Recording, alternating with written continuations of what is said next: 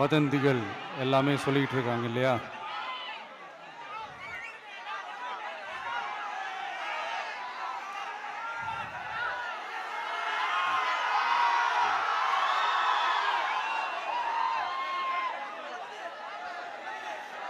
ஒரு சின்ன விஷயம் நான் சொல்லிட்டு போயிடுறேன், கொஞ்சம் சைலண்டாக இருங்க ப்ளீஸ். நாம் அரசியலுக்கு வந்ததுலேருந்தே நம்மளை பற்றி நிறையா சில வதந்திகள், அந்த டீம் இந்த டீம் அப்படிலாம் சொல்லிக்கிட்டு இருக்காங்க இல்லையா? ஆனால் இவர் எந்த டீமும் கிடையாது, மக்களுடைய டீம்,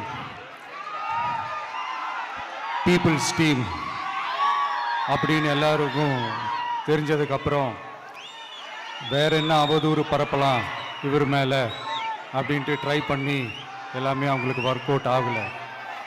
ஸோ கடைசியில் என்னதான் இந்த விஜயை பண்ணலாம் அப்படின்னு நினைக்கும் போது தான் இந்த கூட்டணி அந்த கூட்டணிலாம் சேர போகிறாரு அப்படின்ட்டு ஒரு பொய்யான ஒரு பிரச்சாரத்தை பண்ணிக்கிட்டு இருந்தாங்க.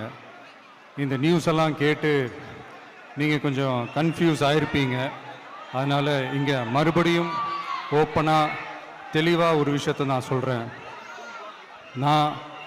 நாங்கள் எப்பவுமே மதச்சார்பற்ற கொள்கைன்றதில், அந்த ஸ்டாண்ட்லேயோ, மதச்சார்பற்ற சமூக நீதின்ற அந்த நிலைப்பாட்டிலையோ எப்பவுமே சமரசம் வச்சிக்கவே மாட்டோம்.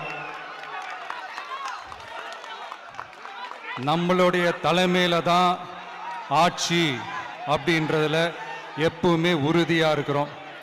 நம்மளுடைய முதல் மாநாட்டில் கூட நான் சொன்ன மாதிரி அரசியலில் யாருக்காகவும் எதுக்காகவும் எந்த விதமான ஒரு சமரசமும் நாம் வச்சுக்க போகிறதே இல்லை, அந்த பேச்சுவார்த்தையே கிடையாது. சரிங்களா? அதனால் யார் என்ன அவதூறு பரப்புனாலும் தயவு செஞ்சு அதை நம்பாதீங்க. எல்லாம் வல்ல இறைவனின் அருளால் நாம் நினைச்ச டார்கெட்டை நம்மளால நிச்சயமா அடைய முடியும். இன்னைக்கு என்னுடைய இஸ்லாமிய சகோதர சகோதரிகளுக்கு என்னுடைய ரமலான் நல்வாழ்த்துக்கள்.